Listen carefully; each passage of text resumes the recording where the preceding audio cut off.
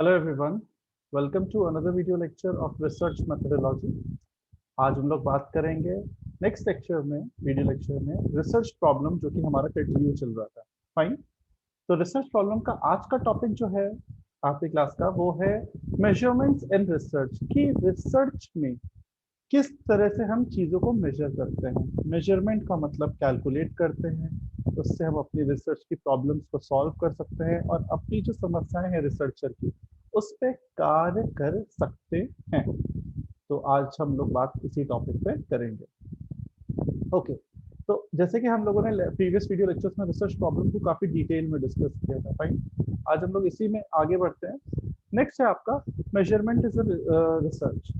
तो मेजरमेंट एक डिवाइस होता है या प्रोसेस होता है जिसके थ्रू हम चीज़ों को नापते हैं, तौलते हैं, ये देखते हैं चीज़ें कितनी सही हुई हैं, कितनी उसमें गुंजाइश है और ठीक होने की, या क्या चीज़ें गड़बड़ हैं, वो क्यों गड़बड़ है, उसे कैसे कैलकुलेट किया जाए, इसके लिए हम मेजरमेंट करते हैं। In case of physical phenomena we use an instrument जैसे कि थर्मोमीटर, अगर हमें डिग्री नापनी है, टेप से हाइट नापने के लिए। तो उसी तरह से कई सारी वेरिएबल्स होते हैं, चाहे हम उसे मेजर करें चाहे हम उसको एस्टिमेट करें, जिसके बेसिस पे हम अपने रिसर्च को जज कर सकते हैं कि हमारी रिसर्च यानी कि रिसर्चर की रिसर्च कितनी सही है। फाइन। तो आगे बढ़ते हैं सर।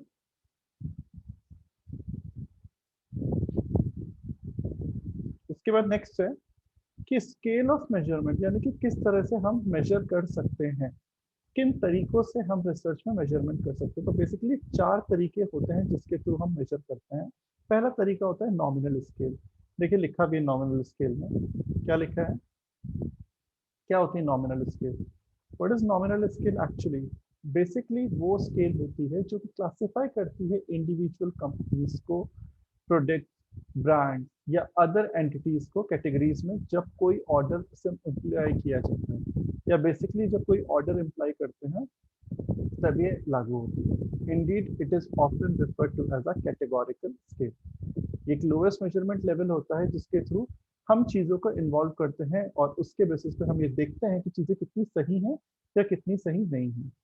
बेसिकली नॉमिनल का मतलब हम इसको एग्जाम्पल के रूप में समझ सकते हैं। Names in research activity yes no scale is nominal. इसका कोई ऑर्डर नहीं होता है, आपको चीज सही लगी तो यस, गलत लगी तो नो। हम ट्रू और फॉल्स ही पढ़ते हैं, ट्रू मीन्स सही, फॉल्स मीन्स गलत। ठीक है। ओके या नॉट ओके, या नॉट ओके। तो ओके का मतलब हो गया सही, नॉट ओके का मतलब गलत। तो ये बेसिकली नॉमिनल होता है, यानी कि जब हम चीज़ों को एक पर्टिकुलर नंबर के फॉर्म में मेजर कर सकते हैं या एक लेबल बना देते हैं कि इसका मतलब यही होगा और इसका मतलब यही होगा, ये का मतलब सही, इसका मतलब गलत। तो ये आपका हो गया नॉमिनल स्केल, जब रिसर्चर इस टेक्निक से, इस टूल से स्केलिंग करता है और ये जानता है कि उसकी रिसर्च कितनी अप्रोप्रिएट चल रही है। फाइन। आगे बढ़ते हैं। यही सारी बातें इसमें कही है नॉमिनल स्केल में। नेक्स्ट है आपका ऑर्डिनल स्केल। ऑर्डिनल स्केल पे आते हैं। देखो ऑर्डिनल स्केल में भी चीजें लिखी हुई है, वही चीज क्या है, सेकंड, कि ये नेक्स्ट चीज होती है। ऑर्डिनल का मतलब होता है, ये बहुत इंपॉर्टेंट है, रैंकिंग, जब चीजें सीक्वेंस के फॉर्म में होती है। किसके फॉर्म में होती है? रैंक के फॉर्म में होती है। जैसे मैंने कहा आपको, स्कूल में जब तुम लोग का रिपोर्ट कार्ड होता था तो रिपोर्ट कार्ड के राइट साइड में कई सारे ग्रेड्स होते थे, जिसमें होता था कि आप कितने पंचुअल हैं, सिंसियर हैं, कितने साफ सुथरे, क्लीनलीनेस है, कितने अटेंटिव, इस टाइप के होते थे और कॉलम्स बने होते थे। तो उसमें ए बी सी डी चार आपको ग्रेड्स मिलते, जनरली सबको ए से बी मिलता था। लेकिन अगर आपको सी मिल गया, फॉर एग्जाम्पल किसी में ए मिला, किसी में सी मिला, किसी में बी मिला, तो यहाँ पर आप सीक्वेंस से क्या समझ जाओ कि ए मतलब सबसे अच्छा, उसके बाद बी कम अच्छा, फिर सी। तो ये हमने क्या देखा रैंक के पॉइंट ऑफ व्यू से। जैसे ग्रेडिंग करनी होती है तो ए प्लस प्लस फिर ए, फिर बी, फिर सी, फिर डी। तो सबसे अच्छा कौन सा हुआ ये, और सबसे खराब कौन सा हुआ वो डी। तो हमने क्या देखा, रैंक यानी कि सीक्वेंस में जब देखा। तो जब भी हम लोग स्केलिंग सीक्वेंस के बेसिस पे करते हैं, रैंक के बेसिस पे करते हैं, that is called ordinal scale. आजकल ये वैसे भी चलन में काफी है। जब भी आप देखा होगा आपके घर में ऑनलाइन डिलीवरीज होती हैं तो कहते हैं वो लोग कि सर हमें स्टार दे दीजिएगा, तो कहेगा सर 5 स्टार दीजिएगा। स्टार की रेटिंग होती है और कहते हैं कि इतने से आपको हमारा प्रोडक्ट कितना सही लगा। तो लोग होते हैं, कुछ लोग इसमें 1 स्टार पे सर्किल करते हैं, कुछ 2 पे करते हैं, किसी को बहुत अच्छा लगता है तो 5 स्टार दे देते हैं।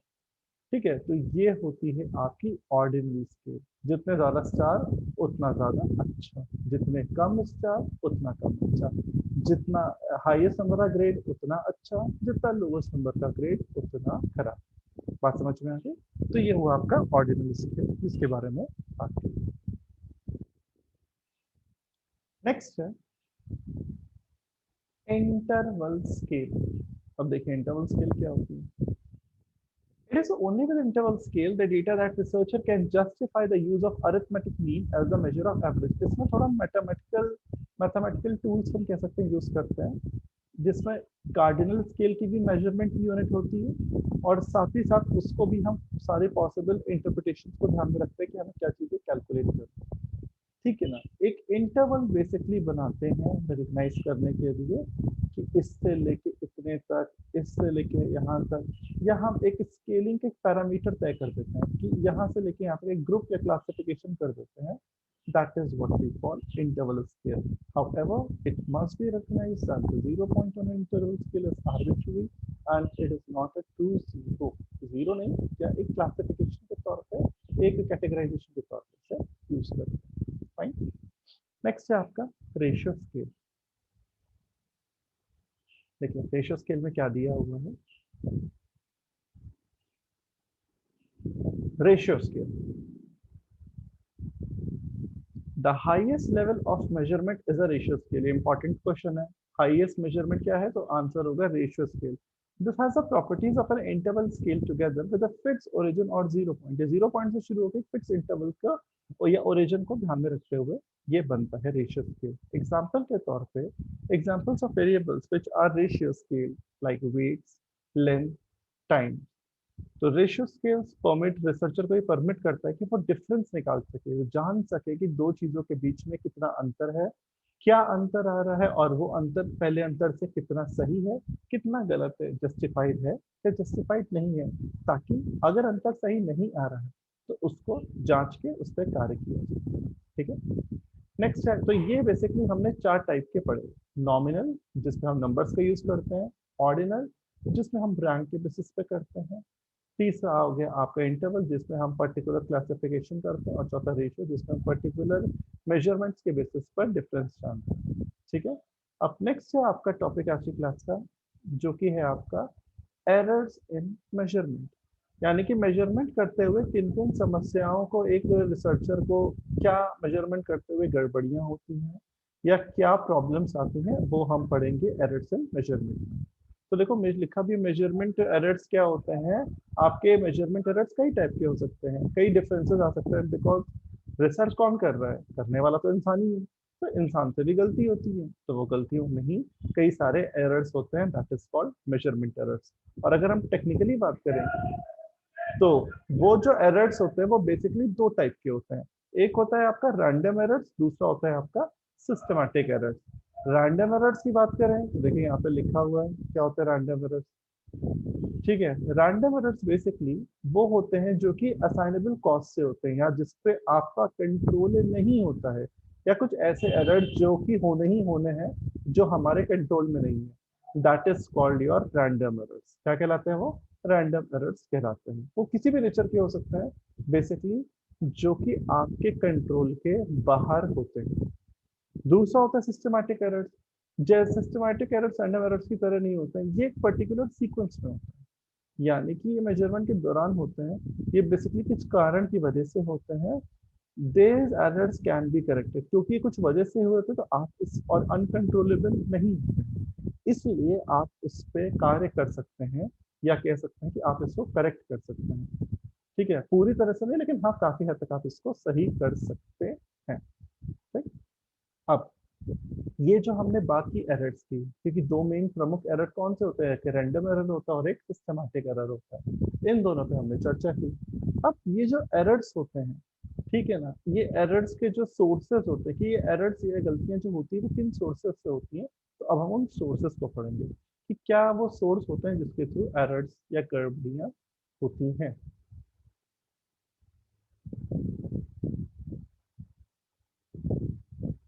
तो ये 5 सोर्स होते हैं जिसके थ्रू गड़बड़ी होती है। पहला सोर्स होता है आपका रिस्पोंडेंट। क्या सोर्स लिखा है? रिस्पोंडेंट। रिस्पोंडेंट वो इंसान होता है जो कि सर्वे आपको इंफॉर्मेशन देता है, इन आपको जो जरूरत होती है जानकारी की वो जानकारी देता है। अगर उसने गलत इंफॉर्मेशन दी, कई कारण हो सकते हैं गलत इंफॉर्मेशन के, वो इंफॉर्मेशन देना नहीं चाहता है, उसे आपकी बात समझ में नहीं है कि आप पूछ क्या रहे हैं, या उसे क्वेश्चन उसने जवाब तो दिया लेकिन आपको उसकी बात का जवाब कुछ और मतलब निकाला आपने जो कि नहीं होना चाहिए।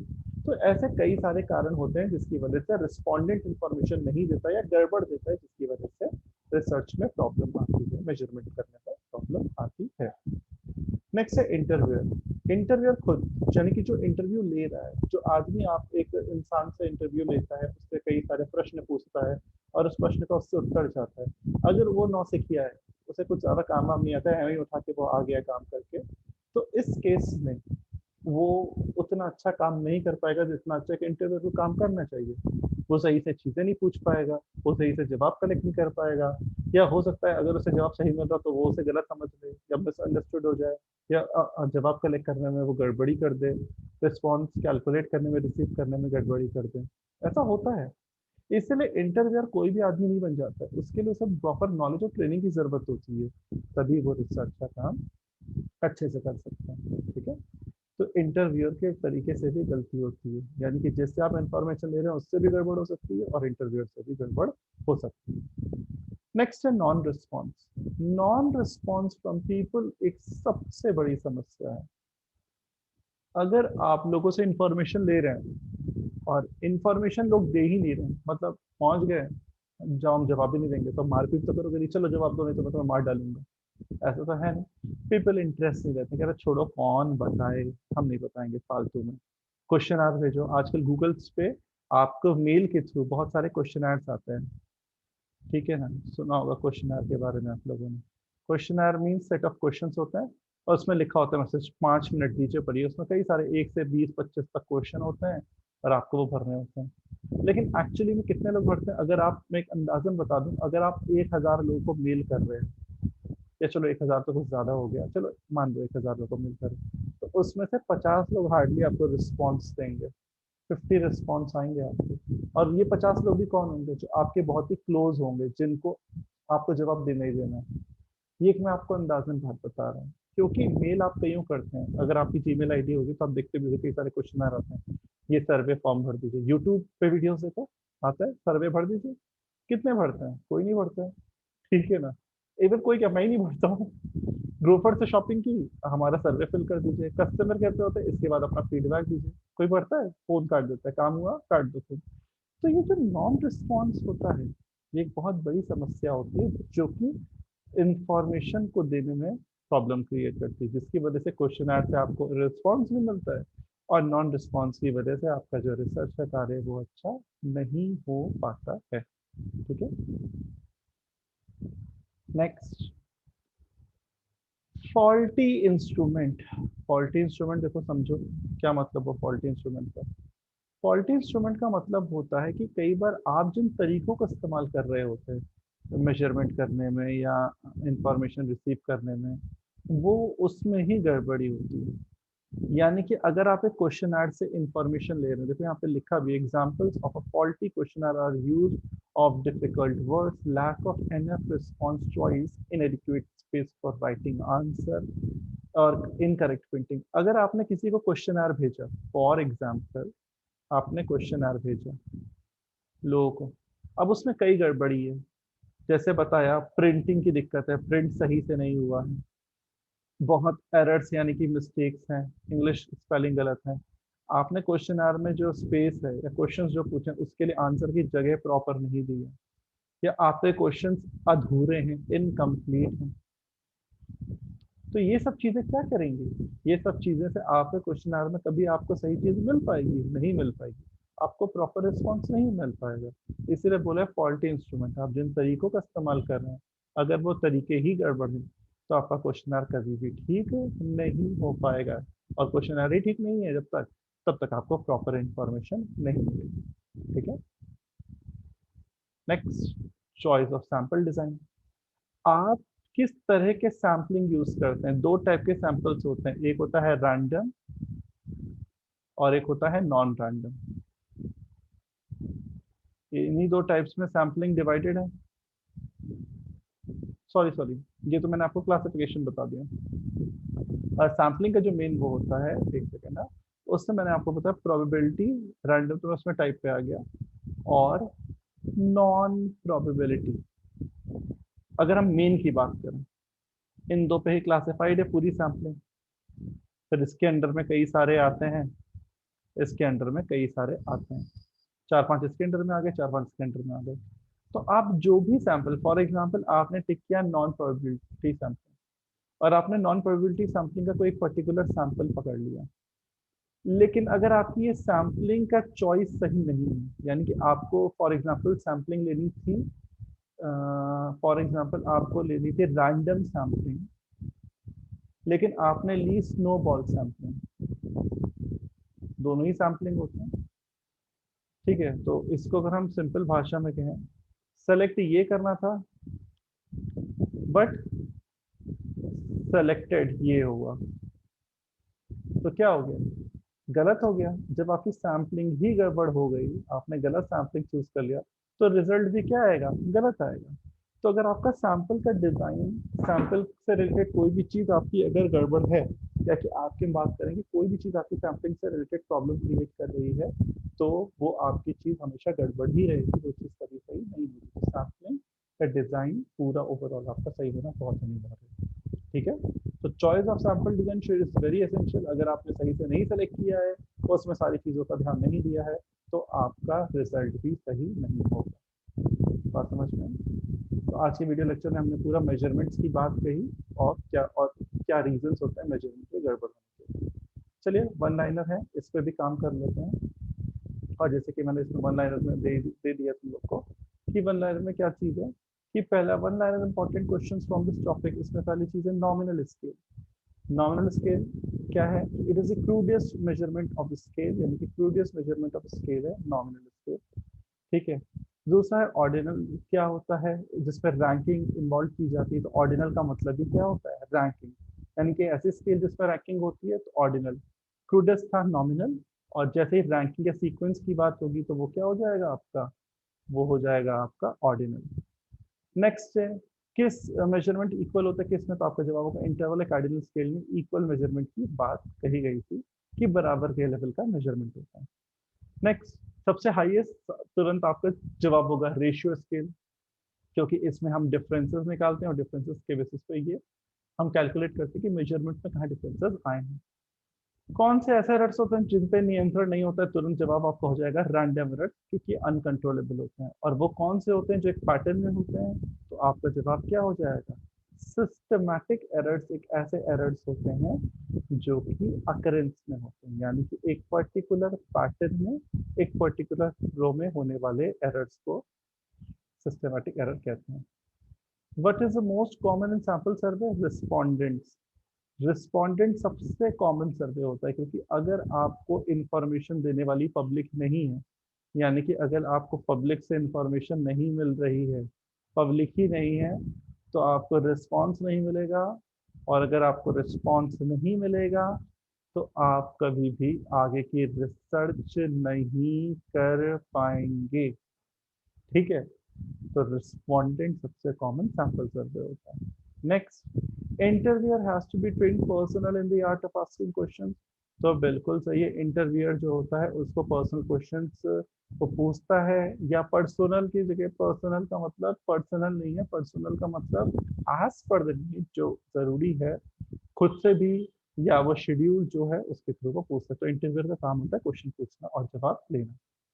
Next, non response from people is a major problem. बिल्कुल जैसे मैंने बताया था, लोग रिस्पॉन्स नहीं करते हैं, ऑनलाइन वीडियोस देखो तो उसमें सर्वे नहीं बढ़ते हैं, सामान आता है तो बताते नहीं उन्हें कैसा लगा, कंपनी पूछती रह जाती है, कहते कौन बताए, छोड़ो। तो इस टाइप का एटीट्यूड की वजह से नॉन रिस्पॉन्स होता है रिसर्चर को, जो कि उनको देख वो बहुत बेयर करना पड़ता है। And last, in a quantitative survey a constant error is sometimes found due to faulty, तो आपका जवाब होगा faulty instrument के थ्रू वो उनको मिलता है, ठीक है। तो ये बेसिकली कुछ हमने बात कही थी, किसमें बात की थी, कि फॉल्टी इंस्ट्रूमेंट, यानी कि अगर आपका इंस्ट्रूमेंट सही नहीं है, तो आपको ये सब समस्याएं झेलनी पड़ेगी। तो तो आई होप सो आज की क्लास में आपको मेजरमेंट्स ऑफ स्केल पूरा समझ में आया होगा। विद वन लाइनर क्वेश्चन हमने सारी चीज़ें डिस्कस की एंड जितना पढ़ाया जा रहा है आपको आप उतना पढ़िए। नेक्स्ट वीडियो लेक्चर में हम लोग हाइपोथेसिस डील करेंगे और फिर उससे रिलेटेड कुछ प्रमुख बातें करेंगे और सिस्टमैटिक तरीके से चलेंगे। ठीक है, तब तक के लिए फ्रेंड्स अपना ख्याल रखें, just be safe and stay strong. ये वक्त भी जल्दी कट जाए। ठीक है, तब तक के लिए take care everyone, have a nice day.